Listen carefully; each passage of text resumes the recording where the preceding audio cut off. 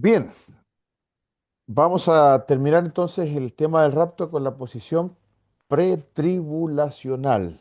Aquí estamos entonces, vamos a examinar los contenidos de la clase, vamos a ver una pequeña introducción, vamos también a examinar unas citas interesantes allí y también vamos a finalizar obviamente con el grueso de la clase que son los argumentos de por qué nosotros exponemos de esta manera el rapto. Como les aclaré al principio, este es un curso con una mirada dispensacional, premilenial y pretribulacional. Entonces vamos a fundamentar y terminar de indicar nosotros cuál es nuestra posición y por qué. Así que primeramente debemos entender que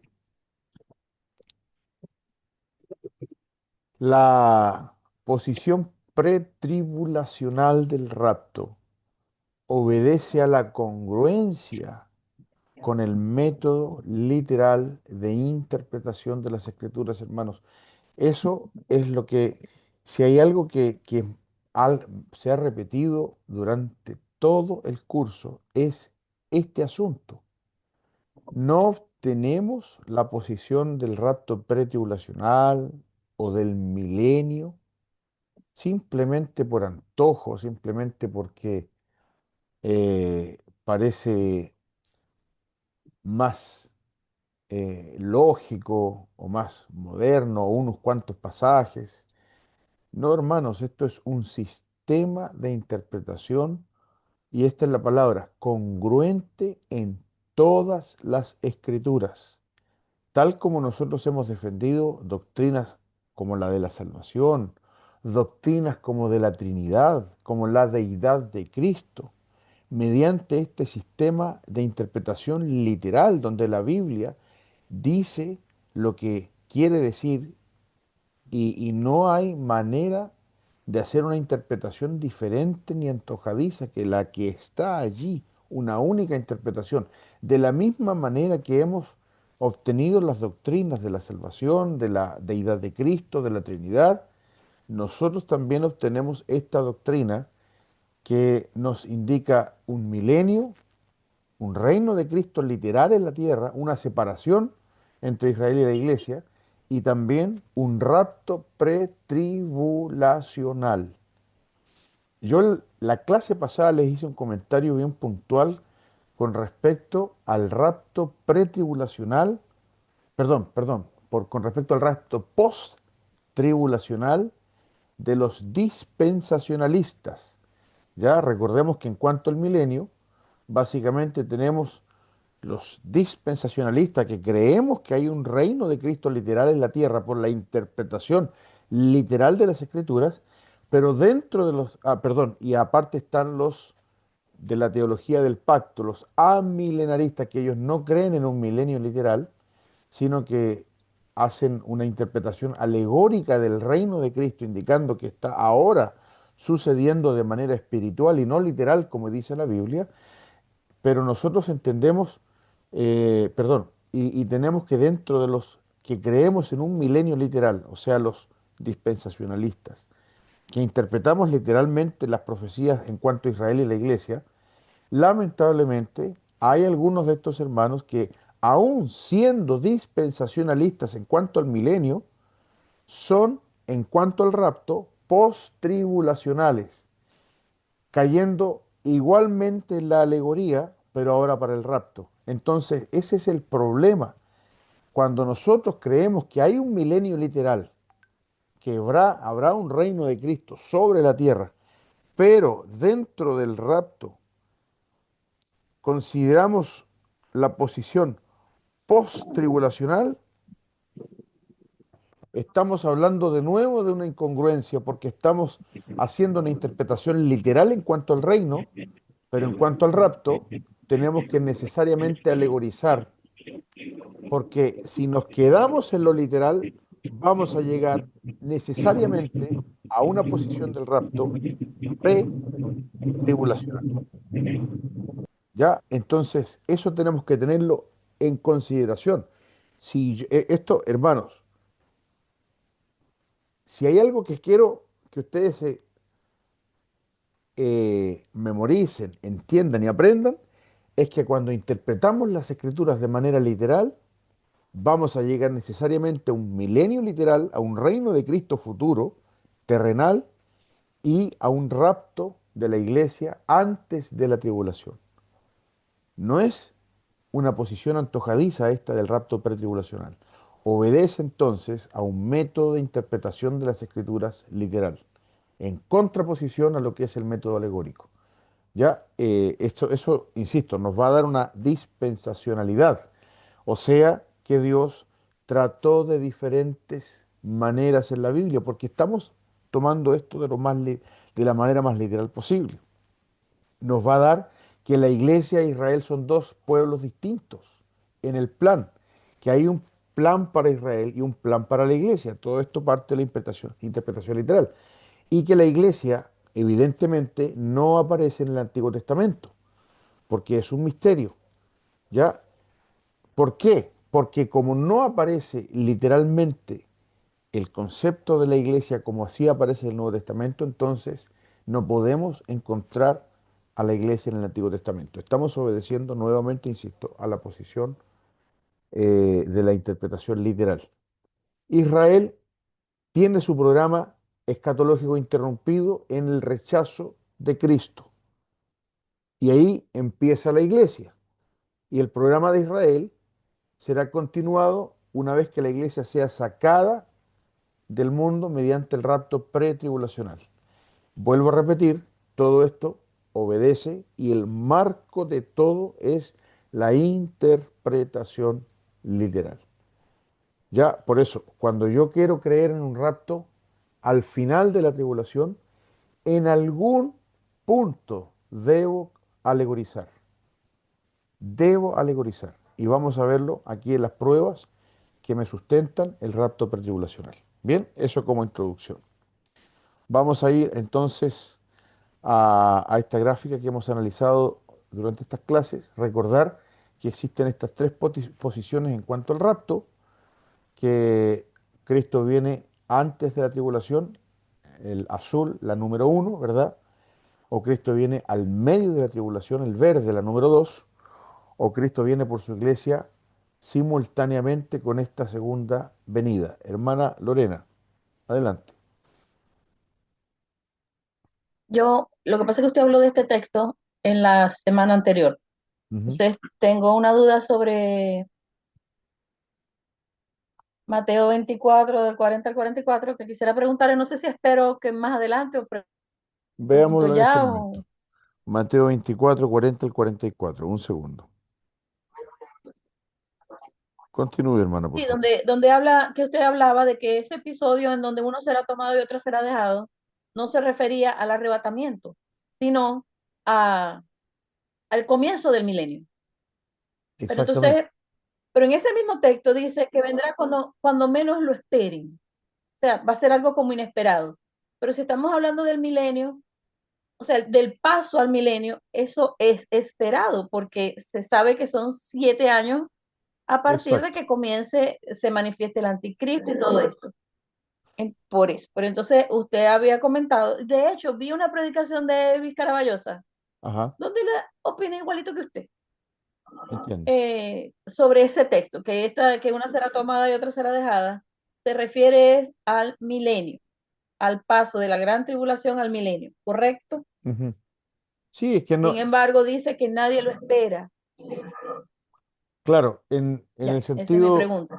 en el sentido más estricto, en realidad nadie sabe, si bien empieza la tribulación, lo más probable es que en la tribulación no tengamos un inicio puntual, porque no sabemos en realidad si va a haber un reordenamiento antes de que el anticristo tome el poder. No sabemos si en realidad son desde el rapto contados 7 años en día, mes, hora, ¿verdad? Para que nosotros digamos, no, es que justo si el rapto ocurre a las 18 horas del día tanto, 7 años después exactamente va a venir Cristo. No sabemos si eso es así. Lo que Pastor, pero sabemos, debería, ¿sí? disculpe, debería ser, porque es que el Señor ha sido en esto de las 70 semanas de Daniel bastante preciso. en En- cuanto a años, 483 años, yo no sé cuántos años para la construcción, ha sido bastante preciso, entonces no veo por qué con la última semana no sería preciso, me refiero a partir de que empiece, ¿verdad? A partir de una señal clara, bien sea el arrebatamiento o bien sea la manifestación del anticristo, debería ser preciso, es 7 años. probable. Y aunque así fuera, difícilmente alguien va a estar contando años, semanas específicamente para para entender que Cristo va a llegar tal día, tal fecha. Si aquí la Biblia dice que nadie sabe, es porque en realidad no es posible saber la hora, aunque ahí yo también he escuchado esa posición de que la hora no se sabe, en el sentido específico, el día y hora, pero sí podemos decir que está el mes. El punto es que la gente, en este caso el remanente de Israel, que la profecía de Mateo 24, Lucas 21, Marcos 13, es para Israel por el contexto en que se está dando, ¿verdad? El templo y todo eso, el rechazo de Israel. Si bien es para Israel, el Israel salvo, el Israel santo, hay muchos judíos que no se van a convertir sino hasta ese mismo día en que están viendo a Cristo. Entonces, a lo mejor varios judíos van a estar arrancando, no saben todavía si creer o no creer, pero es para ellos esa profecía. Ellos son los que van a encontrarse con Cristo, ellos son los que van a ser, en este caso, dejados en la tierra para disfrutar el reino de Cristo, y ellos son los que van a andar arrancando, probablemente, insisto, sin contar, sin saber, sin tener en mente, cuándo en realidad, si es que se pudiera saber, es que va a venir Cristo. No, no creo que esté de más y no creo que sea un argumento tan fuerte como para decir, ahí está el rapto pretribulacional, porque simplemente podríamos saber nosotros la hora, el día, porque yo también he escuchado ese argumento, pero es una cosa muy puntual para decir, no, que ahí se refiere al rapto, porque no se sabe la hora en que viene. ¿Ya? Todo el demás contexto, o sea, si nosotros le asignamos porcentaje, la gran mayoría de la profecía hace entender que es la tribulación y que no es el rapto, sino la segunda venida y el trato de Dios con Israel. ¿Ya? En ese sentido, es eh, bien desproporcionado decir que por ese argumento, aunque fuera así, estaría hablando del rapto y no de la segunda venida después de la tribulación. ¿Ya? En cualquier caso, por cierto, comento, en este contexto, en este escenario, me refiero a esta clase, yo pregunto ni para defender ni para no defender ningún argumento, sino para saber, para no dejar lagunas. O sea, Por cuando supuesto, yo leo algo y me hace ruido, yo voy a preguntar, por a ver si, supuesto. Y no por normalmente, defender algún argumento. no, no, no, yo entiendo y está excelente, porque estamos en una clase. Normalmente los predicadores, sobre todo cuando están predicando, simplemente se saltan estos temas porque no hay momento para preguntar, están en una iglesia, están en una conferencia, no lo sé. Pero yo también me he encontrado con lo mismo. A veces voy incluso al libro y voy a ver qué dice tal autor. Me ha pasado muchas veces con Evis Carballosa y hace silencio. Silencio absoluto. O sea, debería al menos mencionarlo para decir que hay distintas posturas y él no tiene ninguna, pero a veces hace silencio absoluto y eso no queda bien, ¿verdad? Porque la gente debería al menos entender que hay un escritor que es bastante reconocido en su estudio, que no se refiere al tema, al menos para entender que no se refiere. Pero mi posición al respecto es que, Bueno, yo lo vi en una entrevista. ya, Perdón. ya. Sí, sí, yo había escuchado a Avis No, Carballosa pastor, también se me congela la pantalla, se me congela el internet. Entonces a veces creo que usted paró y de pronto sigue hablando y ay, lo interrumpí, pero no es problema. se me congela, siempre se me congela. Sí, Perdón. son las desventajas del Zoom y se entiende, no, no hay problema. Pastor, en una entrevista, yo vi la predicación de Evis Caraballos al respecto, pero también vi una entrevista que le hicieron donde él da una clase, pero con micrófono por YouTube. Ujú. Y sí, ahí él dice claramente que, que hay cosas que él no entiende. Dice, hay cosas que ni yo entiendo, hay cosas que no tengo claro, pero dice como usted, el contexto general, la mayoría de las pruebas, la mayoría de las afirmaciones dan para pensar esto, aunque en este punto no tengo respuesta. Sí lo dice como con más precisión.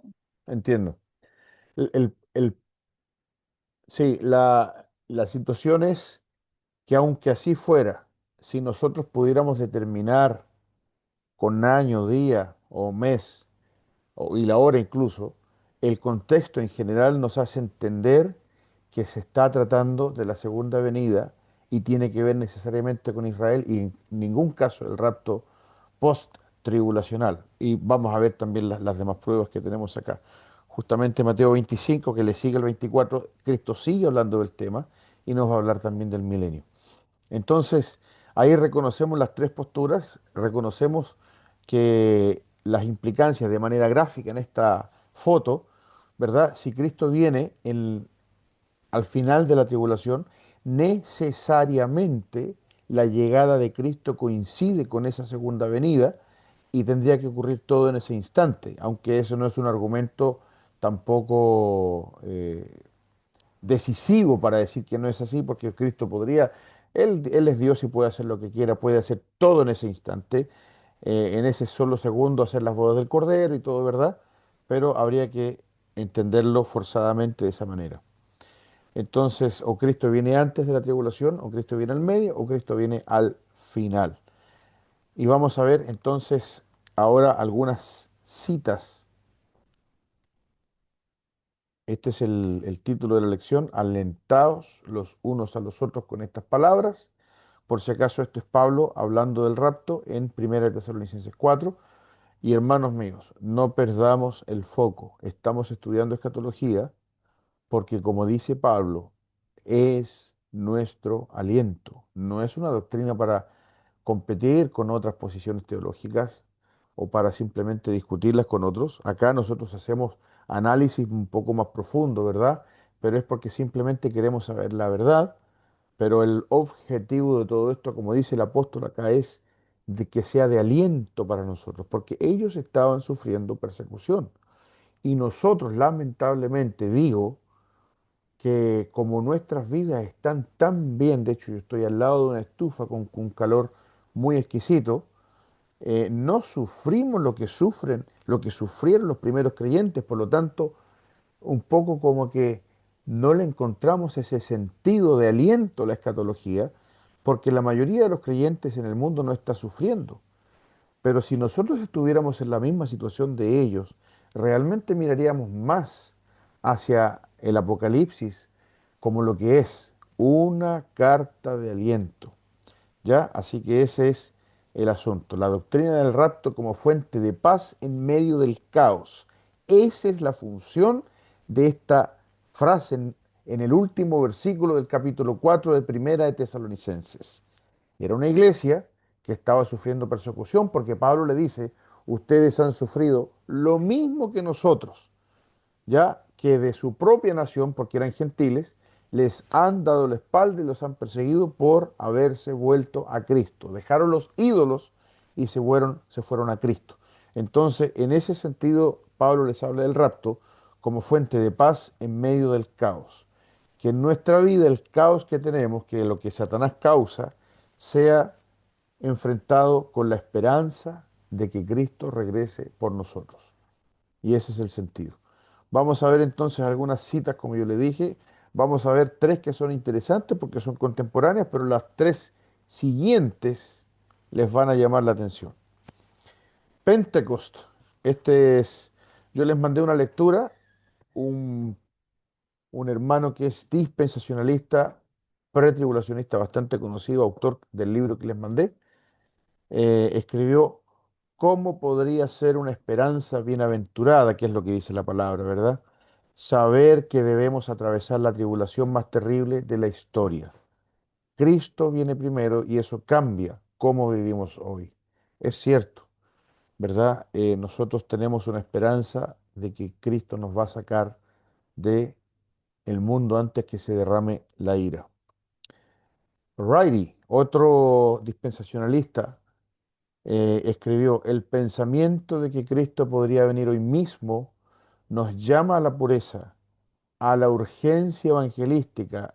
Ojo con eso, porque la otra posición implica también eso, que al final de la tribulación total se va a evangelizar y estamos tranquilos, total, vamos a hacer el trabajo al final bajo presión y no es lo que dice la Biblia, es ahora, ¿verdad? y a la alegría en la espera. No es temor, es expectativa gozosa. Luego Adrian Rogers, conocido pastor, ¿verdad? Que tenía varios programas, dice, Cristo no dejó a su novia para que enfrente la ira, Él viene por ella antes que la tormenta caiga. Esa verdad llena el corazón de paz y expectativa. Este es Adrian Rogers. Estas tres citas que vienen a continuación son de los que son llamados padres de la iglesia. Se dice que esta doctrina del pretribulacionismo es moderna. Sin embargo, ya en el primer siglo incluso, este del siglo cuarto, en el segundo siglo, perdón, cuando ya empezaron los padres de la iglesia, en adelante ya se entendía lo que estamos nosotros estudiando. Dice, porque todos los santos y los elegidos de Dios serán reunidos antes de la tribulación que está por venir y serán llevados al Señor para que no vean la confusión que debe abrumar al mundo por causa de nuestros pecados. Esto es del año 373 después de Cristo. Luego tenemos a Cipriano de Cartago, año 200 al 258. El que ama a Cristo debe regocijarse más que temer, sabiendo que pronto será llamado a Cristo, escapando de los lazos del mundo. El contexto obviamente no da a entender que es la muerte, sino que estamos hablando de una esperanza del arrebatamiento. Luego Ireneo de León dice, este es del segundo siglo, ya esto es poquito después de la muerte de Juan, cuando la iglesia será súbitamente arrebatada, entonces habrá tribulación como nunca antes. No es real eso de que esto es moderno, el asunto del dispensacionalismo. Hay una explicación que dan los autores. Evis Carballosa habla de eso, yo lo escuché. Una vez tuve el tremendo privilegio de estar en una conferencia ahí en Santiago cuando vino, en una de las dos veces que vino a Santiago, y él dijo eso, la primera vez que lo escuché fue a él, porque él habló de Mateo, vino a hablar de Mateo, y Mateo tiene que ver con esto, con el reino pospuesto. Y la pregunta que todo el mundo se hace es ¿por qué ahora, el siglo pasado, vienen a salir los dispensacionalistas diciendo que Israel y la iglesia son dos pueblos diferentes? Y la respuesta es muy clara, que dentro del tiempo que Cristo instituyó la iglesia, hubo una discusión pública, ¿verdad? Porque básicamente nosotros tenemos que entender que la iglesia se hizo católica, se hizo universal, y en ese intento por hacer el del cristianismo una religión imperial, se discutieron las verdades a viva voz en los concilios y durante los siglos. Y la iglesia católica, que en mi pensamiento particular no es la iglesia de Cristo, hermanos míos, yo no soy reformado en ese sentido. Ya no creo que la iglesia católica sea la iglesia de Cristo, que se desvió y que después vinieron los reformadores a reformarla. Yo creo que la iglesia de Cristo siempre estuvo presente, perseguida, oculta y todo eso, pero sí había una discusión pública de la iglesia establecida, de la iglesia oficial. Y esa discusión pública se fue dando en distintas doctrinas al correr de los siglos. Y si ustedes se fijan, la escatología se vino a discutir recién en el siglo pasado, digamos a nivel público. Porque por un lado teníamos los cristianos ocultos que eran perseguidos, ¿verdad? Que no comulgaban con la iglesia imperial, y ellos nunca tuvieron mucho acceso a la teología, a lo que eran las discusiones públicas, no eran parte de los concilios. Cuando leemos historia de la iglesia entendemos inmediatamente que cuando pasó esto con Constantino, varios, y ahí salieron los primeros, entre comillas, protestantes, que eran los verdaderos cristianos que quedaron, dijeron nosotros no nos vamos a unir a esto, ¿verdad? Y quedaron relegados. Pero en la iglesia oficial, la iglesia establecida, la iglesia católica, se discutió la doctrina y se fueron discutiendo una tras otra conforme avanzaban los siglos. Y no se discutió la escatología hasta el final, después de la Reforma. Porque cuando los reformadores salieron de la iglesia católica, ellos tomaron la escatología y la eclesiología tal cual como se las dio la iglesia católica. Y por supuesto que tuvo que haber una confrontación posterior, y es lo que ocurrió, porque ni siquiera había Estado de Israel, no había nada de eso. Israel era un nombre que se perdió con las persecuciones, con la ocupación de la Tierra Santa por los distintos imperios, después por Inglaterra, entonces no había ningún indicio de que podía existir un Israel étnico reconocido por Dios como su pueblo. Por lo tanto, nadie pensó en eso hasta sino el siglo pasado. Y la discusión escatológica recién se dio desde allí en adelante. Me refiero a la discusión pública escatológica. La Biblia siempre lo tuvo claro, la Biblia siempre puso esto. Y pese a que había esta creencia dispensacionalista desde el principio, pero no era la que tenía la opinión pública y como se da este concepto, la opinión publicada. ¿Ya? Entonces es la razón de por qué no tenemos estas doctrinas en los debates públicos, sino solo hasta el siglo pasado. Pero esto no lo hace una doctrina nueva. Tenemos aquí padres de la iglesia que hablan de un rapto pretribulacional.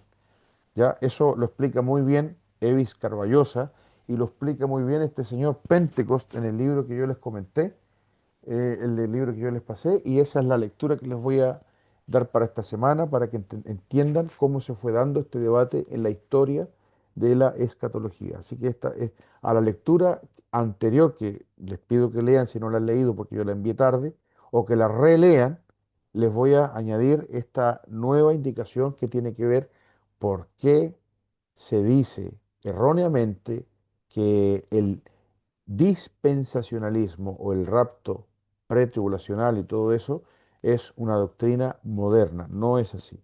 La discusión es moderna y tiene sus razones históricas. Pastor. Sí. Es justo pensar, o sea, yo sé um, cuando Elías, que Ujú. pensó que no quedaba profeta sobre la tierra, que Dios le dijo que no, que se había guardado 7.000 y él no sabía dónde estaban, no los menciona la Biblia, no sabemos quiénes son, quiero decir, no los menciona por nombre o de qué ciudad eran. Es justo aplicar eso al cristianismo en el sentido de que sí, incluso en esta época medieval de la oscuridad y pues Dios tiene guardado un testimonio, o sea, siempre hay sobre la tierra quienes den testimonio del evangelio, correcto. O Por sea, supuesto que sí. los veamos o no los veamos, ahí tenían que estar. Sí, cuando el Señor dice que las puertas del Hades no prevalecerán en contra de la iglesia, ¿verdad? Como esa institución viva, visible, organizada, ese grupo de creyentes que en cualquier parte del mundo estaba reuniéndose. Entonces, eso quiere decir que nunca, aun cuando, porque nosotros tenemos que entender que las iglesias que Pablo plantó se apagaron, ¿verdad? El Señor le dice a Éfeso, le dice en Apocalipsis 2, si no te arrepientes, vendré y quitaré tu candelero. Y eso es lo que le pasa a una iglesia cuando una iglesia se muere. No significa que la promesa de Cristo queda nula, ¿verdad? No, cuando Cristo dice que las puertas del Hades no prevalecerán contra la iglesia, se refiere en sentido genérico a que en todo momento de la historia habrá siempre ese remanente reunido, porque eso significa iglesia, reunión, congregación. Habrá una congregación que esté aprendiendo la Biblia en torno al Evangelio, en torno a la luz. Acuérdense que Cristo en Apocalipsis 1 está en medio de los siete candeleros que son las siete iglesias. Entonces, esa imagen de Cristo en medio de los siete candeleros, cada iglesia un candelero, cada iglesia el cuerpo de Cristo, siempre ha existido. Así sea en el pleno oscurantismo, donde había una iglesia imperial que vendía indulgencias, ¿se acuerdan todo ese tiempo? Aún así había siempre la presencia de la iglesia de Cristo. Y estaba haciendo lo que siempre hace la iglesia, siendo luz. Entonces, aun cuando no haya sido la, la, la opinión publicada, ¿verdad? Había gente que estaba sirviendo al Señor. Quizá con una teología no muy clara en muchas doctrinas, es normal todo eso, eso nos pasa a nosotros hasta hoy en día, pero sí había, y es lo mismo que entendemos cuando dice Dios de Elías, porque eso lo da a entender eh, Cristo de que siempre tiene ese remanente, ¿verdad? Así que es correcto. Y lo mismo en la tribulación. Por eso dice que vendrá Elías antes de que venga Cristo, en el sentido de que habrá también un despertar profético como Elías. Muy bien, vamos a ir analizando uno a uno estos argumentos. Son bastantes, vamos a ir bastante rápido porque son claros, pero si hay que detenerse en alguno lo vamos a hacer. Así que aquí partimos. Voy más que nada a conversar con ustedes, pero está todo esto aquí escrito. Entonces, obviamente, ya lo que les dije, el primer argumento es el marco, que si interpretamos la escritura literalmente, hermanos, vamos necesariamente a llegar a un milenio y a un rapto pretribulacional. Es así de sencillo. Número dos, la naturaleza de la 70ª semana tiene que ver con la tribulación para Israel. Por donde sea que estudiemos la Biblia, nos va a decir que esa 70ª semana tiene que ver con Israel y el mundo, nunca, jamás con la iglesia. Ni el Nuevo Testamento nos indica eso. ¿Ya? Así que es, insisto, totalmente inconsistente pensar que esa semana número 70 está dirigida a la iglesia. Ah, algo que lo había mencionado la clase pasada y lo mencioné solamente en la mitad ahora. Hermanos, si vamos a creer en un rapto post-tribulacional, tenemos que morder el anzuelo completo de la alegorización. A mí, yo no tengo ningún problema con aceptar a aquellos que defienden el amilenarismo, en el sentido de que yo estoy en desacuerdo con su posición alegórica. Pero si van a alegorizar, que alegoricen todo, porque yo no puedo alegorizar una parte y otra parte no. ¿Me entiende, verdad? O sea, una cosa, una cosa es decir, yo me voy a volcar en la escatología por la alegorización. Muy bien, perfecto, pero sea consistente hasta el final.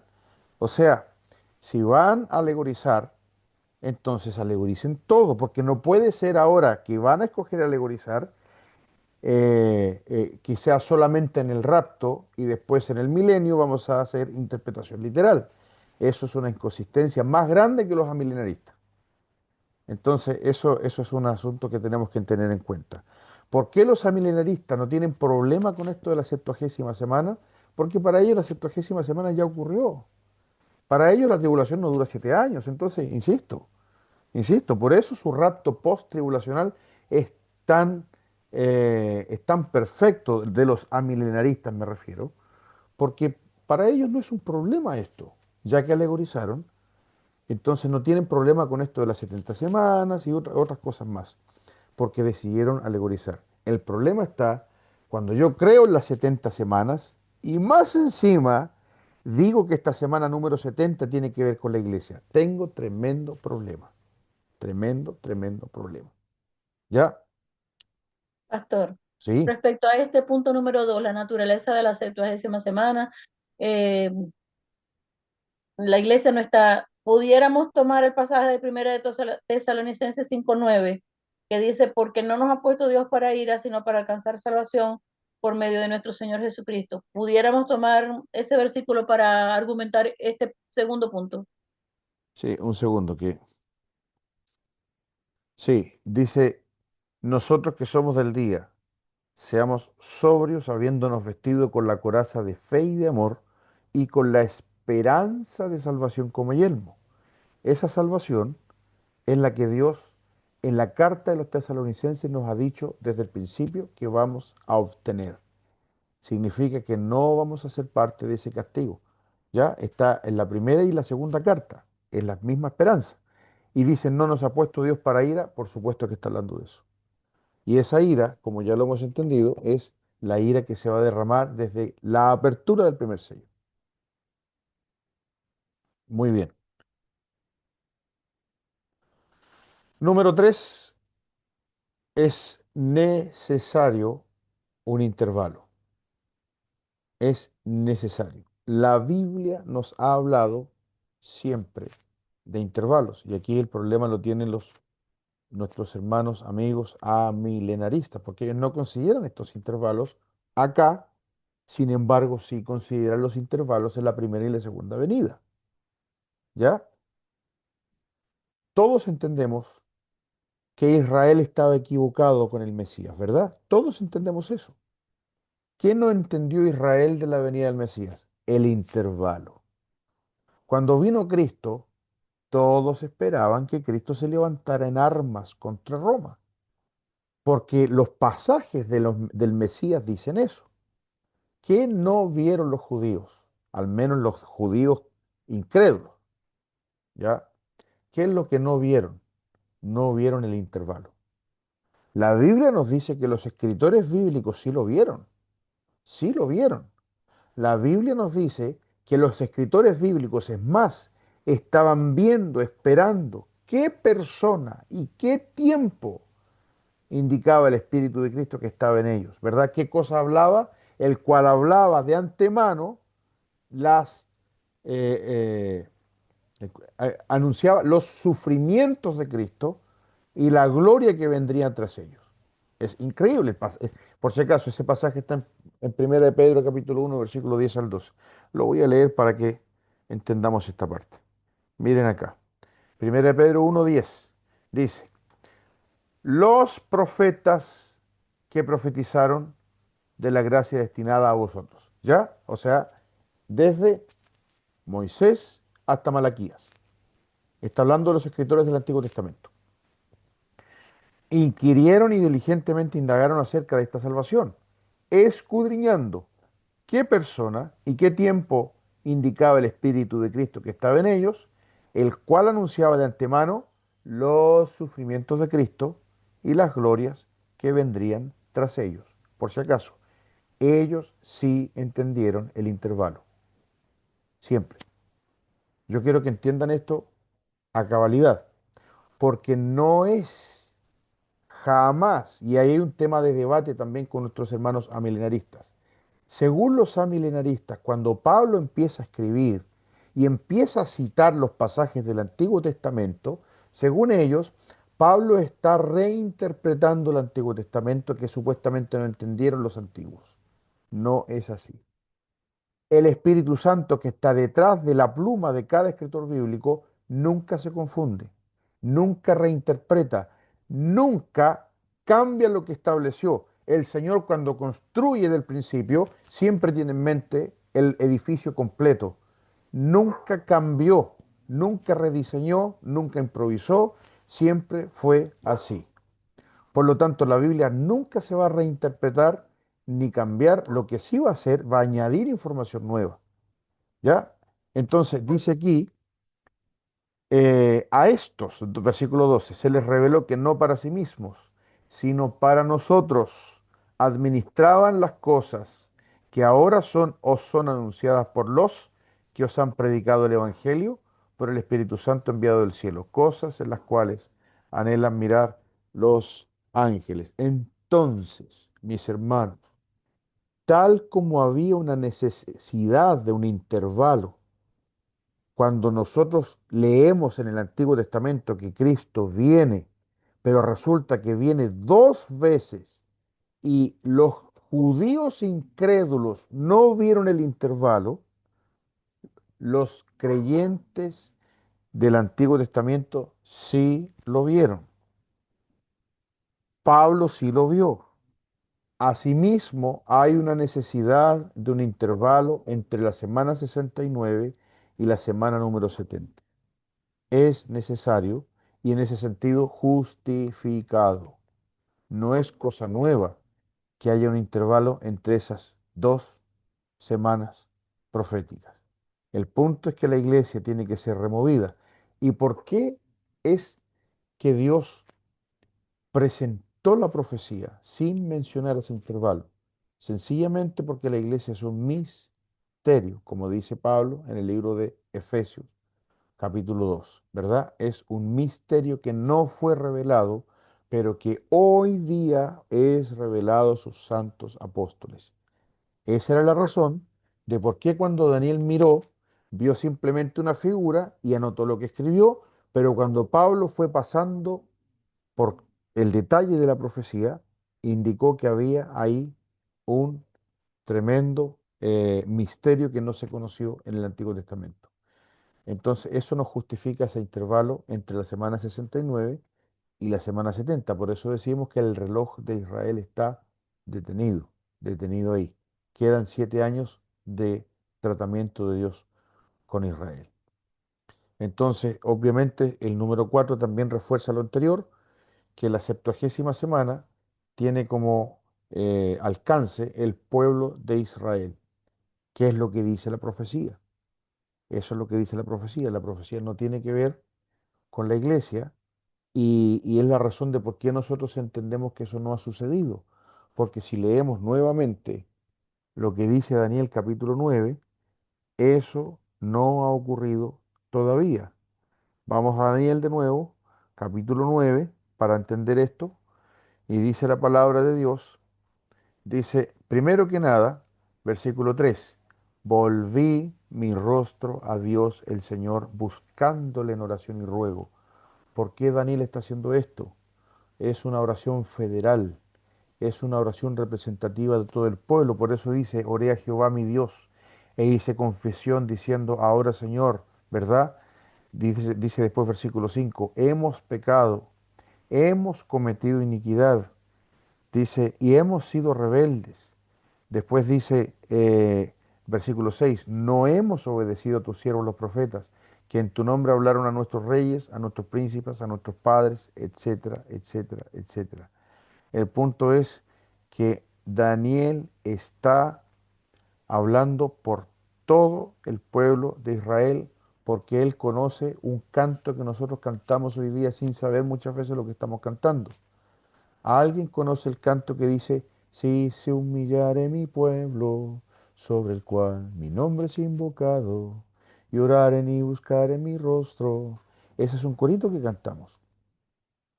En Segunda de Crónicas, capítulo 7, versículos 14 y 15, Dios le responde a Salomón, porque Salomón está dedicando el templo. Y Dios le dice que cuando Israel sea esparcido por su maldad, que se encuentran todavía en esa condición, dice, si se humillare mi pueblo, sobre el cual mi nombre es invocado, y oraren y buscaren mi rostro, se convirtieren de sus malos caminos, entonces yo oiré desde los cielos y perdonaré sus pecados y sanaré su tierra. Y eso dice el Señor. Daniel está haciendo eso, humillándose en nombre del pueblo. ¿Y Dios qué le responde? Le responde, acuérdense, versículo 20, aún estaba hablando, llorando y confesando mi pecado y el pecado de mi pueblo Israel, y derramaba mi ruego delante de Dios. Versículo 21, aún estaba hablando en oración cuando el varón Gabriel, que dice, me hizo entender, 22, y habló conmigo, y diciendo, Daniel, ahora he salido para darte sabiduría y entendimiento. Y después dice versículo 24, 70 semanas están determinadas sobre tu pueblo Israel. Qué impresionante. No es todavía el tiempo. El pueblo no se ha humillado todavía. 70 semanas están determinadas para terminar la prevaricación, poner fin al pecado, expiar la iniquidad, traer justicia perdurable, sellar la visión y ungir al santo de los santos. Eso no ha ocurrido, porque claramente en la Biblia que dice sobre tu pueblo Israel, los almilenaristas van a decir que eso se cumple en la iglesia, pero para eso hay que entender que Israel como la iglesia. Por lo tanto, de nuevo ponemos el argumento. La semana número 70 que no se ha cumplido tiene que ver con purificar ese pueblo de Daniel, como lo dice literalmente Daniel capítulo 9. Por lo tanto, no podemos entender que la iglesia tenga un lugar en esa semana número 70, sufriendo todos, todos las calamidades que indica este tiempo de la tribulación. Pastor. ¿Verdad? ¿Sí? Básicamente, eh, si la interpretación que hacemos de Daniel es esta, no hay lugar a duda con respecto a quién va a estar y quién no va a estar en la gran tribulación. O sea que todo empezaría es partiendo del hecho de cómo interpretamos las 70 semanas de Daniel. Si ya pasó la semana 70, todos vamos a estar en la tribulación. Y Exacto. no sé dónde está el milenio, la verdad, no sabría dónde ubicarlo, pero si interpretamos las 70 semanas de Daniel a la luz de que falta esta semana, tiene que ser Israel y no queda de otra. ¿Qué dicen los inconsistentes, recontra inconsistentes, premilenalistas, post-tribulacionistas? Que cuando Cristo en Apocalipsis 3:10, lo voy a leer,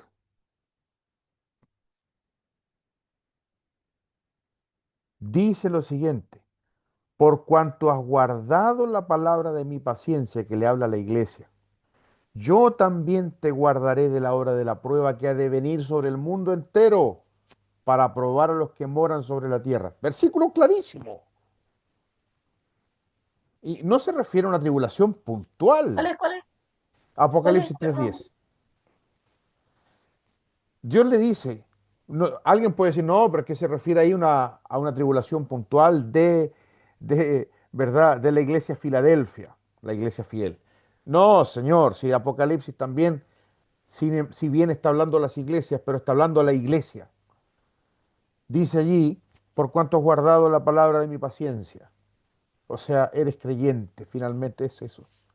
Esa es la promesa de Dios a la iglesia, a los creyentes en Cristo. Y por eso, de nuevo, esta es la esperanza bienaventurada a la que se refiere el Señor. Y dice ahí, yo también te guardaré de la hora de la prueba que ha de venir sobre el mundo entero para probar a los que moran sobre la tierra. No es para nosotros. Y dicen ahí los inconsistentes, recontra inconsistentes, que creen en el milenio, pero no creen en un rapto pretribulacional, sino que la iglesia va a pasar por la tribulación. Dice, ah, ya, pero eso es bien fácil. Dios va a guardar a la iglesia en la tribulación. No, señor, ahí la preposición es clara. Te guardaré de, significa que va a ser sacada fuera, no va a estar allí. No dice te guardaré en la hora de la prueba. O sea, para torcer la Biblia, mejor dejemos al diablo que haga eso, pero no lo hagamos nosotros, ¿verdad? Por algo amamos la interpretación literal, porque cada palabra está puesta ahí con un propósito. Entonces, de nuevo, yo sé que estoy siendo demasiado majadero con este argumento de la 70ª semana, pero es que, como dice la hermana Lorena, si entendemos la profecía de Daniel como hay que entenderla, ¿qué va a hacer la iglesia en la tribulación? No tiene manera de estar, ¿me entiendes? Y a Dios no se le quedan esas cosas, así como, ¿qué hago ahora con ellos? Bueno, algo habrá que inventarles, ¿verdad? No, señor, esa semana tiene su alcance. Número 5, el concepto de la iglesia como misterio, ya habíamos entendido eso. Es un misterio, ¿verdad?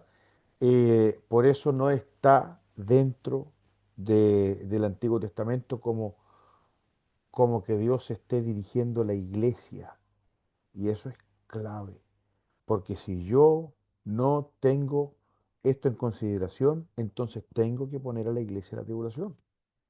La tengo que poner allí. Porque entonces estoy diciendo que la iglesia está presente en el Antiguo Testamento, o al menos Dios está hablando de la iglesia, y hay cero referencias a la iglesia en el Antiguo Testamento, cero, no se conoce, no se sabe. Cuando se habla de los gentiles viniendo a la salvación, todos entendemos que tiene que ver con la promesa milenial del reino de Cristo. Allí los gentiles. Por eso cuando Santiago, en el debate de Hechos capítulo 15, para justificar que los creyentes gentiles no deben circuncidarse, él tomó estos pasajes mileniales para indicar que Dios ya había hablado de salvación a los gentiles, pero en ningún caso que ese pasaje se refiere a la iglesia.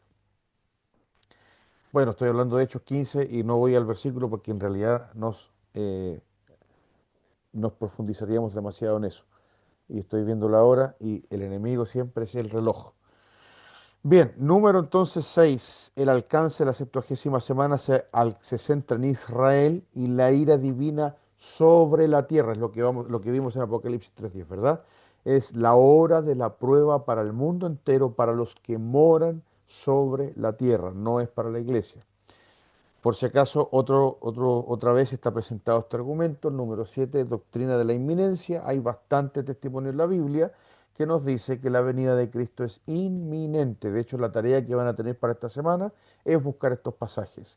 Hasta la carta de Santiago, que es la primera carta que se escribió, habla de que nosotros esperamos a Cristo en cualquier momento.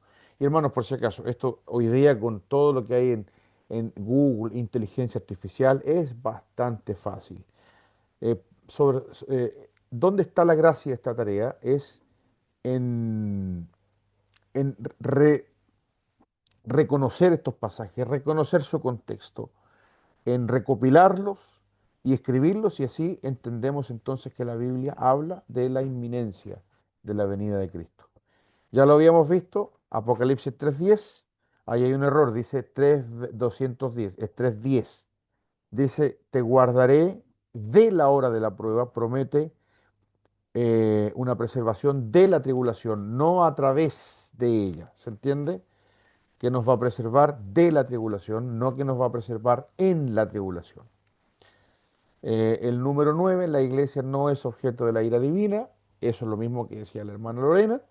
Cuando dice la ira como concepto puntual escatológico, Dios no ha puesto a la iglesia para la ira. Y eso es, o sea, imagínense.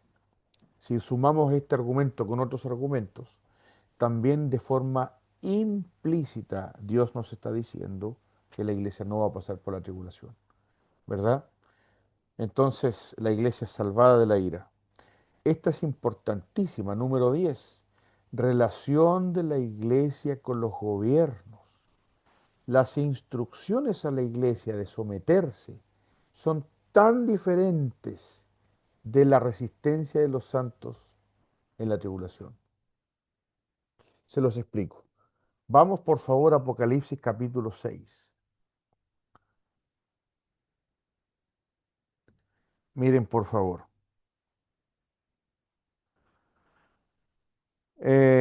Alguien que lea este texto, versículo 9 al 11.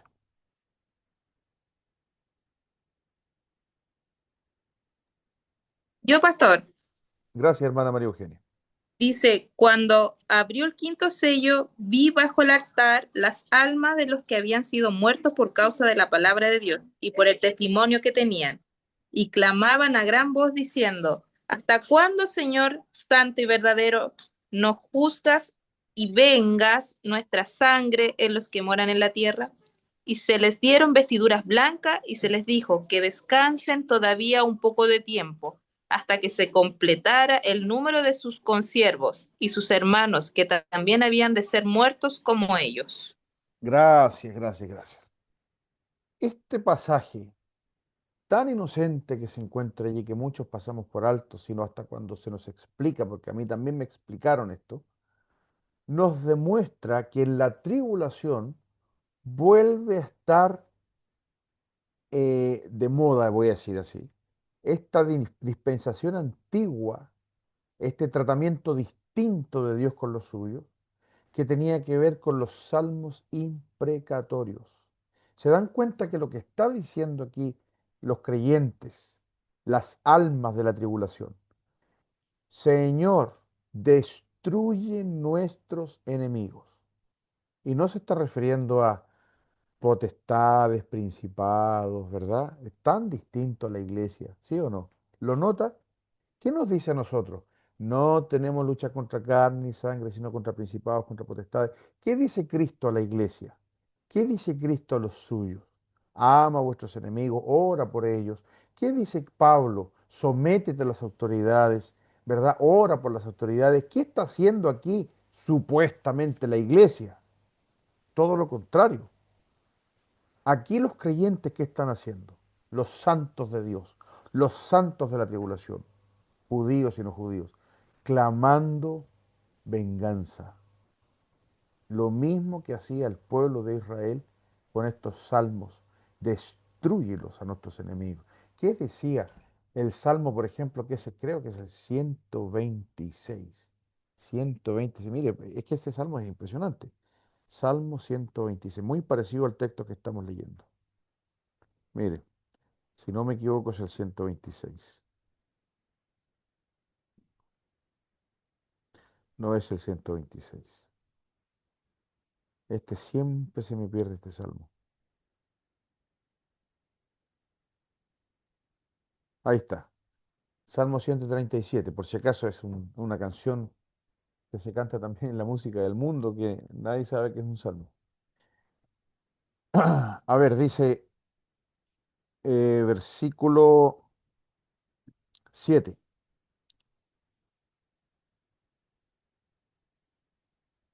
Oh Jehová, recuerda contra los hijos de Edom el día de Jerusalén cuando decían arrasadla hasta los cimientos. Hija de Babilonia, mire, estos son los enemigos, hija de Babilonia la desolada. Bienaventurado el que te diera el pago de lo que tú nos hiciste. Dichoso el que tomare y estrellare tus niños contra la peña. Ahí está. Dichoso el que tomare y estrellare tus niños contra la peña. Uno se da cuenta inmediatamente que está leyendo el Antiguo Testamento. Interesante ver por ahí la reflexión de Jesús Adrián Romero, por si acaso. Búsquenla por ahí. Busquen Jesús Adrián Romero, Salmos imprecatorios. Eh, Como no entiende mucho de estas cosas, no puede posicionarse en el contexto antiguo, ¿verdad? Y él dice una cosa, un disparate por ahí de estos salmos, pero es que es verdad, llaman la atención, llaman la atención. Todos los creyentes, hasta con el más mínimo entendimiento, sabemos que Dios no nos pone estos salmos literalmente a nosotros, son de Israel. ¿Cuáles eran los enemigos de Israel? Los moabitas, los egipcios, los romanos, los griegos, los persas, los babilonios, los asirios, los etíopes, en fin. ¿Cuáles son nuestros enemigos? Principados, potestades, en fin. ¿Cuáles serán los enemigos de la tribulación? Los mismos, los moabitas, los etíopes, en fin. Las autoridades, las naciones. Las naciones se van a reunir contra el pueblo de Dios.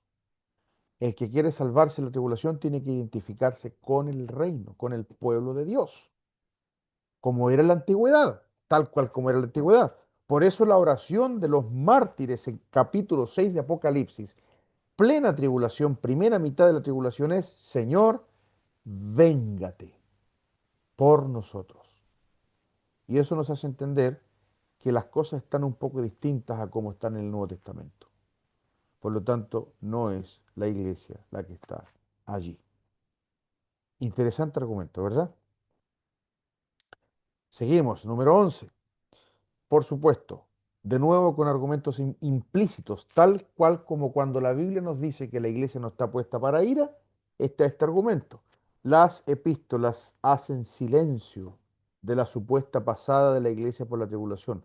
No hay instrucciones precisas, por si acaso, eso es tremendo.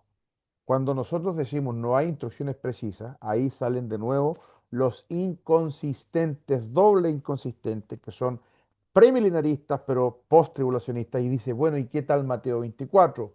¿Verdad? El discurso del Monte de los Olivos.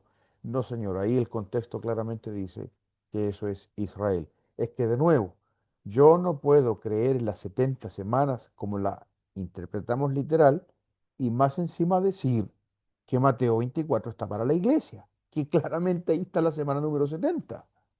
¿Verdad? Porque ¿qué dice Cristo? La abominación desoladora que habló el profeta Daniel. Eso está allí. Por lo tanto, Cristo está haciéndonos entender que se está refiriendo a la semana número 70. Y si ya puse yo la semana 70 para Israel, no puedo ahora decir que también es para la iglesia. ¿Verdad? De nuevo, hermanos míos, se van a encontrar con estas personas que son milenaristas, premilenaristas, indicando que hay un milenio, que hay un reino sobre la tierra, que las 70 semanas es para Israel, pero aún así, en el tema del rapto, ellos van a ser post-tribulacionistas. El tremendo enredo. Por un argumento que todavía no menciono, pero hay una cosa más Insisto, pero lo grande aquí es la doble inconsistencia. 12. No hay pasajes que digan directamente que la iglesia pasará por la tribulación. Entonces, estos dos argumentos, si bien son uno solo, pero se separan. Número uno, silencio en las epístolas sobre la tribulación. Y segundo, que tampoco hay un pasaje que diga que la iglesia pasará por la tribulación. 13. Persecuciones en esta era versus la ira de la 70ª semana. Nosotros no podemos mezclar lo que ocurre hoy día en la iglesia con lo que ocurre en la tribulación. Cuando entendemos nosotros que la naturaleza de las persecuciones de la tribulación, ¿cuál es? ¿Cuál es la naturaleza de las persecuciones de la tribulación? ¿De dónde vienen? ¿Quién las origina? ¿Quién las manda? ¿Quién está detrás de ello? Dios. Dios, muy bien. Es la ira de Dios siendo puesta en acción.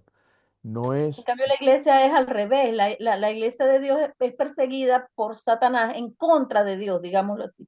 exactamente, si bien Dios está detrás de manera permisiva, pero no es Dios el que está diciendo, ahora va a ser verdad, voy a hacer pasar por esto a la iglesia. No es así, no es así. De nuevo, sería una tremenda inconsistencia con todo lo que ya hemos visto. No es la misma naturaleza. Decir que la iglesia va a ser perseguida, así como está siendo perseguida ahora, es mezclar peras y manzanas. No es lo mismo. Lo mismo que dice ahí en Tesalonicenses, que ya lo vimos, que asegura que el rapto de los creyentes es antes de la tribulación, en el sentido de que está resolviendo la persecución de los fallecidos, perdón, la preocupación acerca de los fallecidos, porque si entendemos el contexto de los tesalonicenses, se dice que probablemente ellos pensaban que el rapto podía ya haber ocurrido y que se habían perdido el rapto. En fin, está listado acá, pero se va a entender esto cuando alguien lea en su totalidad la carta a los tesalonicenses. Es importante leer estas dos cartas, no solamente porque son tempranas, que eso es tremenda cosa, son cartas muy tempranas, sino porque ya se habla de estos temas como que había una preocupación, insisto, hermanos míos, para los cristianos del primer siglo, la escatología era su esperanza. Ya, seguimos. Número 15. Los 144.000 sellados de Israel son israelitas. Eso ya nos dice mucho. Eh, Ellos van a predicar cumpliendo las profecías del Antiguo Testamento. ¿Qué dice el Antiguo Testamento? Que Israel va a ser restaurado. Por eso son israelitas. Entonces Dios está tratando con Israel. No hay, se dan cuenta que todo esto sería inconsistente. Si ahora se va a volver el trato con Israel, entonces, ¿qué hace la iglesia? Si se convierte en judío, ¿qué va a hacer? ¿Va a ser de Israel o va a ser de la iglesia? Es bien difusa eso, ¿verdad? Pastor. ¿Sí?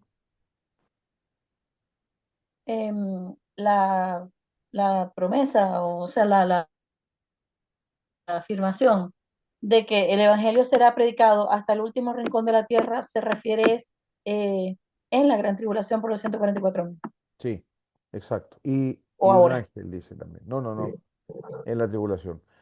De nuevo, lamentablemente, sí, en la tribulación. Lamentablemente, eh, no se cumple en nuestro tiempo, también por un tema de que no es el fin. El fin llega cuando se predica el Evangelio hasta lo último de la tierra, ¿sí? Pastor, y si fuera así también, si fuera así, eso eliminaría la inminencia de la venida de Cristo, porque entonces tendríamos que esperar que el Evangelio entre a Corea del Norte, a China, a los pueblos árabes, a todos estos musulmanes. O sea, tendríamos que decir, bueno, si tiene que ser predicado el Evangelio en toda la tierra, entonces todavía no viene, porque Claro, o hay sea, tribus no alcanzadas y etcétera, etcétera, etcétera. exacto, hablando territorialmente en un 100% sería, claro, esa la mirada, pero exacto, o sea, esa es una de las señales antes del fin de la segunda venida, que dice Cristo allí, ¿verdad? Porque le pregunta a los discípulos, ¿cuándo serán estas cosas? estas cosas de la, de la semana número 70. ¿Ya? Hay que entender una cosa, no, yo no he hablado mucho acerca de este tema, pero cuando Cristo dice que no quedará piedra sobre piedra, si bien podemos entender que la invasión del año 70 fue un anticipo a todo eso, pero Cristo se está refiriendo a la invasión de Jerusalén de la tribulación. Esa es la abominación desoladora. Resulta que los amilenaristas creen que la abominación desoladora es Tito, el general entrando a Jerusalén en el año 70. Y eso no es así. Pero de nuevo, Cristo cuando se refiere a que no quedará piedra sobre piedra, se refiere a la invasión que va a ocurrir en la tribulación. ¿Ya? Y por eso tiene que ver con todo esto. Y ahí es donde Cristo dice, Mateo 24:14, será predicado este evangelio del reino en todas las naciones, ¿verdad? Y en todo el mundo, en todas las naciones, y entonces vendrá el fin. Qué Ya va, hermosura, ¿sí? ya. Eh, todo Mateo 24, o sea, toda esa profecía pues, de la que habla Jesús, y todo Mateo 25 es sobre la gran tribulación y el milenio. Nada más, Todo. sí, Porque hasta ahorita a mí me había, acabo de caer en cuenta de eso, porque hasta ahorita a mí me habían enseñado, este pedacito es de la gran tribulación, este pedacito es de la iglesia, este pedacito ya ocurrió en el año 70, eso que usted está mencionando sobre Tito. no, Todo, o sea que todo, lo que ya pasó es tipo, eso de que huyan, hay de las que están embarazadas y hay de esto, no estaba hablando de cuando Tito, estaba hablando de lo que va a pasar. exactamente. El Señor sí habla de esa generación puntual, ¿verdad? Cuando les dice que vendrá sobre esta generación, ¿verdad? Pero cuando está hablando precisamente en el discurso del Monte de los Olivos, si bien lo que ocurrió en el año 70 fue el castigo a esa generación por haber crucificado y rechazado al Mesías, ¿verdad? Si bien así fue, pero lo consideramos un anticipo, pero Cristo no está hablando de eso cuando dice que no quedará piedra sobre piedra. Y yo sé que hay varios apasionados que dicen, no, como que no, si se refiere a la invasión. Incluso dicen que cuando vino Tito, cosas que ni siquiera tienen cierta rigurosidad, porque cuando dice que no quedará piedra sobre piedra, hermanos míos amados, por favor, estamos hablando de una figura de dicción. No, no está hablando de que literalmente no quedará piedra sobre piedra, porque si es así, el muro de los lamentos ahí está todavía. ¿Verdad? Porque era parte de lo que estaban observando los discípulos. O sea, un poquito de rigurosidad académica, o sea, tenemos todos un intelecto al cual no nos vamos a, o sea, no nos ofendamos, o sea, no me ofendan nuestra inteligencia. Cuando Cristo dice no quedará piedra sobre piedra, significa simplemente que se va a destruir. Pero ellos dicen, no, que tuvieron que derretir el oro que estaba en las piedras, o sea, perdón, como que, eso era, que el incendio provocó que el oro se derritió y tuvieron que sacar piedra sobre piedra, así como que están entendiendo literalmente que eso se cumplió en el año 70. No, señor, no está hablando de eso. Todo tiene que ver con la semana número 70. Si bien fue un anticipo lo que ocurrió en el año 70, que más encima son los mismos números, pero confundo un poquito, si bien fue un anticipo, ese era el castigo que Cristo dijo para esa generación por haber crucificado al Señor. Para los que estaban ahí, digamos, que Dios dice que les va a caer el juicio, ¿verdad? Pero en Mateo 24, el discurso del Monte de los Olivos es la semana 70. Los discípulos preguntaron, ¿cuándo serán estas cosas? Y la respuesta que fue es una sola, consistente. Señales antes del fin. Ese es el fin, hay un solo fin. Por eso ahí tienen un problema los amilenaristas. Para ellos el fin ya van 2000 años. ¿Verdad? Y la señal, por eso la tribulación es larguísima, larguísima, y estamos, según ellos, en la tribulación, solamente que ellos observan ciertos cambios escatológicos, como el anticristo escatológico, como la persecución escatológica, y así lo tienen que definir. Hay persecución, pero está la persecución escatológica. Hay anticristo, pero está el anticristo escatológico, y así. Bien, entonces, el Señor está hablando puntualmente de esos 7 años. Bien, 16, cronología de Apocalipsis, esto es muy puntual, no se menciona la iglesia, solamente se menciona la iglesia del capítulo 1 al 3. Eso no es simplemente que a Juan se le pasó, sino que hay un propósito. No se menciona la iglesia hasta el capítulo 3 solamente. Y la tribulación, que empieza paralelamente en el cielo en el capítulo 4, en la tierra en el capítulo 6, no está la iglesia. ¿Ya?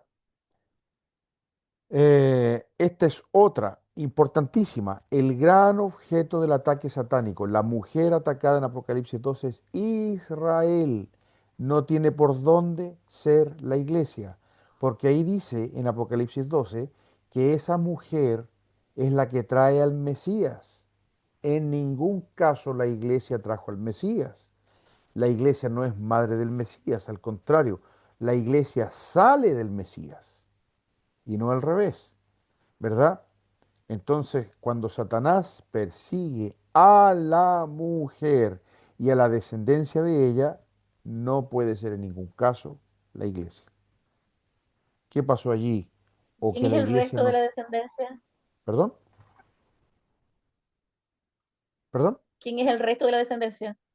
Bueno, se supone que la mujer sigue teniendo hijos. El resto de la descendencia. Exacto. Se supone que la mujer sigue teniendo hijos, es el remanente. La mujer es, por así decirlo, el Israel que da a luz a Cristo, pero esa mujer sigue teniendo descendencia.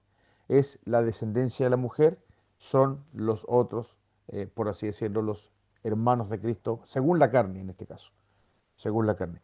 De nuevo, Doctor, ¿sí? está muy de moda decir que el Israel actual no tiene que ver con el Israel étnico. Sí, Eh, justamente una persona me hacía esa pregunta y, y la respuesta que es la misma. ¿Qué pasa aquí? Por supuesto que el Estado de Israel que hoy día se encuentra en el mundo es un Estado ateo, no son ellos, si bien son sionistas y todo lo que quieran, ¿verdad? Pero no es el Estado humillado ante Dios que Dios quiere ver. Y cualquier judío que se convierte a Cristo es parte de la iglesia, es lo que Pablo llama en Gálatas el Israel de Dios. Sin embargo, si hoy mismo empieza la tribulación, quiere decir que Dios tiene en ese estado de Israel étnico un remanente, que es este Israel al que se refiere Apocalipsis 12. O sea, judíos nacionales, literales, étnicos, que van a ser el pueblo de Dios terrenal en el milenio. ¿Ya?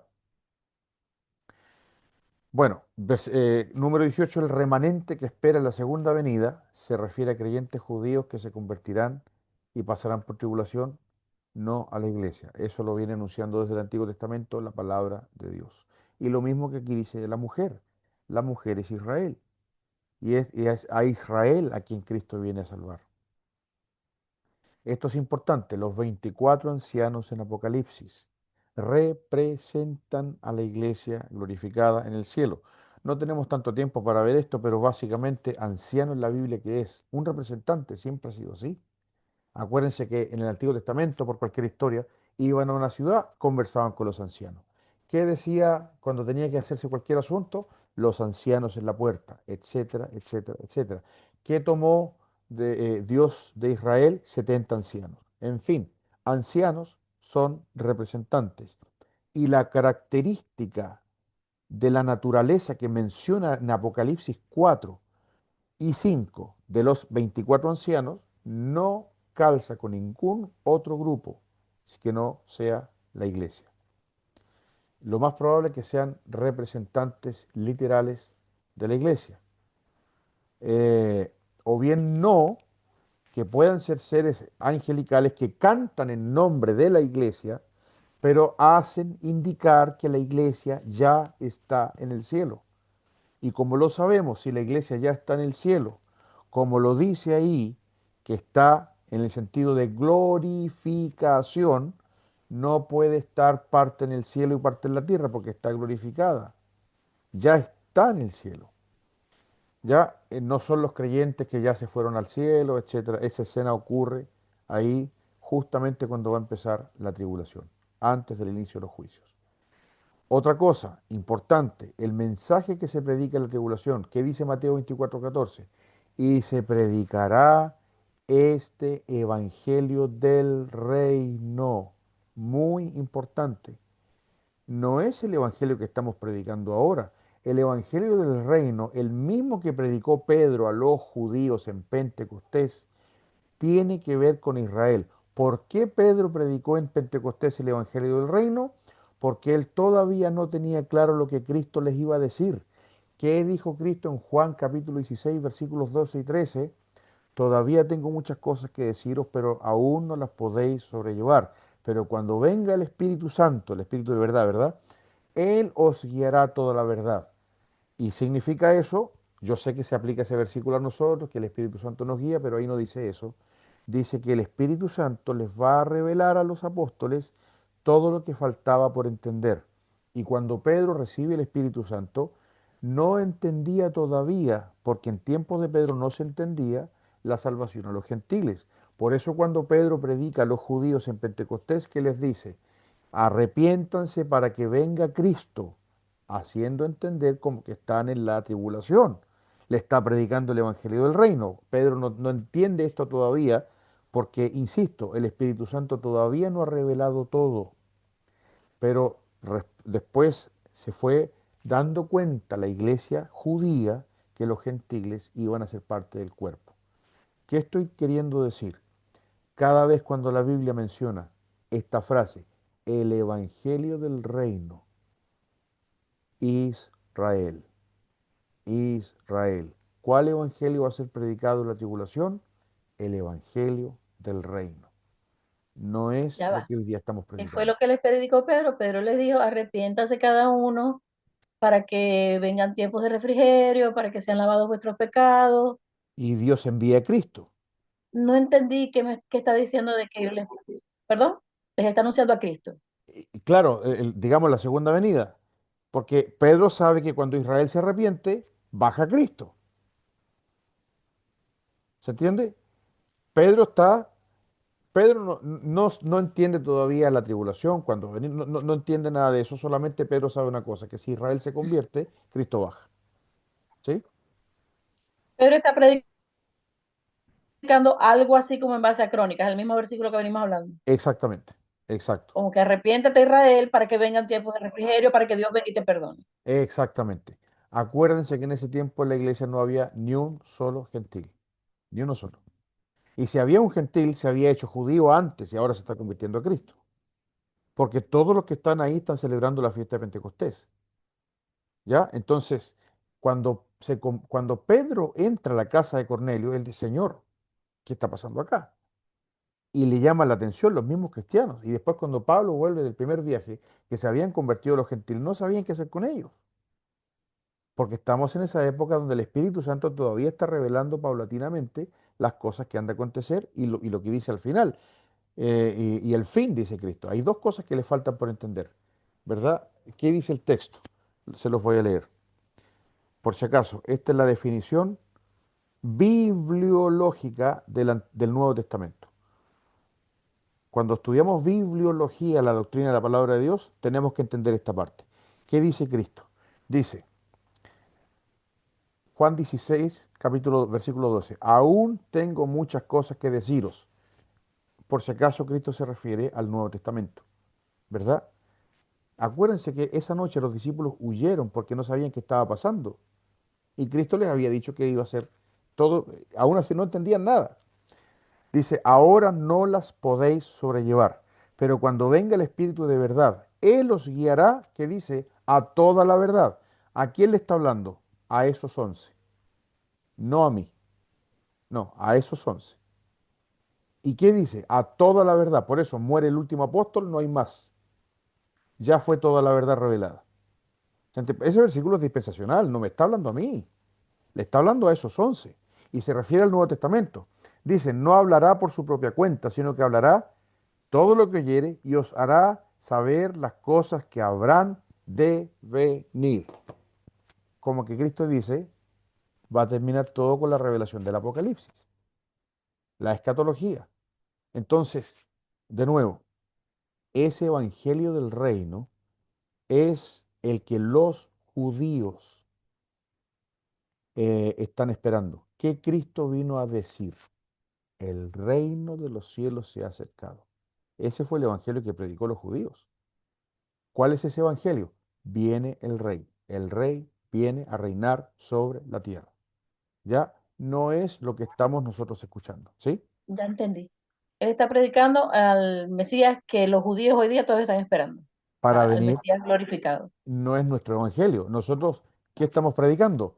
Nos vamos al cielo, nos vamos al cielo, nos vamos al cielo. La Y iglesia en nosotros el estamos cielo. predicando a Jesucristo y a este crucificado. Exacto, en el sentido de que Cristo nos salvó y nos va a sacar, nos va a sacar. Eso, ese es el evangelio. Nos va a sacar, nos vamos a ir con Él.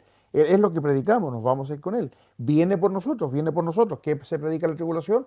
El evangelio del reino. O sea, viene el rey a reinar sobre esta tierra, sobre Israel y sobre todos los que confiesen su nombre. Bien, si se fijan en la misma predicación que hacía Juan el Bautista y la que hacía Cristo a Israel, que rechazaron por si acaso. Bien, estamos allí. Próxima clase, el justamente reino. No estaba aquí en estas diapositivas, pero tengo dos argumentos más, que es lo que yo les hablé, ¿verdad? Hay un argumento que es fuertísimo. Sí, tiene que ver con esto, por si acaso, con el reino de Cristo, por eso lo vamos a analizar con precisión la próxima clase. El milenio requiere cuerpos naturales, no cuerpos glorificados. ¿Se entiende, verdad? En el milenio habrá reproducción, pecado, muerte. Los que pasen el milenio no pueden ser glorificados. Por eso, si alguien quiere creer en un rapto al final de la tribulación, tiene que comerse el bocado completo. No se puede creer en un milenio literal sobre la tierra y un rapto al final de la tribulación. No es compatible, es incongruente. Es una interpretación primero literal, después alegórica. Porque de nuevo, si Cristo viene al final de la tribulación, ¿qué dice la Biblia que ocurre con la venida de Cristo? Todos seremos transformados. Lo corruptible se transformará en incorrupción. Entonces, ¿quiénes pueblan la tierra en ese famoso milenio con cuerpos terrenales? Si como la Biblia dice que seremos como los ángeles, que no vamos a poder tener hijos, ni casarse, ni darse el casamiento. Bien, lo voy a explicar en la próxima clase, porque justamente vamos a hablar de eso, ¿ya? Y no dejo de mencionar lo que hablamos la clase pasada, que yo no profundizo tanto, pero bueno, ya que la hermana había preguntado, tenía que ver con las bodas del Cordero. Cristo baja del cielo con su esposa luego de haber celebrado las bodas del Cordero. Entonces, ¿cómo es que baje del cielo con su esposa si viene recién a buscar a su esposa al final de la tribulación? Eso es imposible. Apocalipsis capítulo 18 y 19 nos dejan claro que las bodas del Cordero ocurren después de la destrucción de Babilonia y antes de la bajada de Cristo en el cielo. El problema es que los post-tribulacionistas confunden dos cosas: las bodas del Cordero con la celebración. Las bodas son arriba, la celebración abajo. ¿Qué es Israel? No es la esposa. Israel son las vírgenes. Israel son los invitados. Acuérdense las parábolas, que Cristo está invitando a los israelitas a una boda, no a ser la esposa, los está invitando a la cena, son los invitados. Y eso es lo que hace Cristo en el milenio. Insisto, todo esto lo vamos a ver en la próxima clase, pero me adelanto. El milenio es la celebración de las bodas del Cordero en la tierra. Viene Cristo ya con su esposa, no a casarse, a celebrar las bodas, donde Israel es los invitados. Por lo tanto, es imposible que haya un rapto post-tribulacional. Ahí los post-tribulacionales se defienden. Bueno, en ese segundo, Cristo va a hacer todo, ¿verdad? Está la iglesia acá y el Señor Jesucristo baja, se casa y baja. simultáneo. No, imposible. La Biblia no dice eso. De nuevo, si vamos a torcer la escritura, dejémosle eso al diablo. Pero eso no dice la Biblia. ¿Alguna consulta?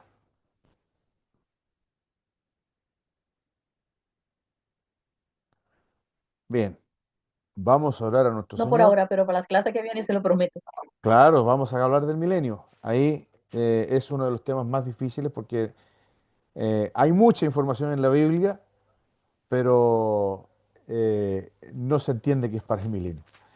Entonces, vamos a terminar entonces con oración. Voy a pedir a la hermana Lorena, por favor, que pueda guiarnos para orar.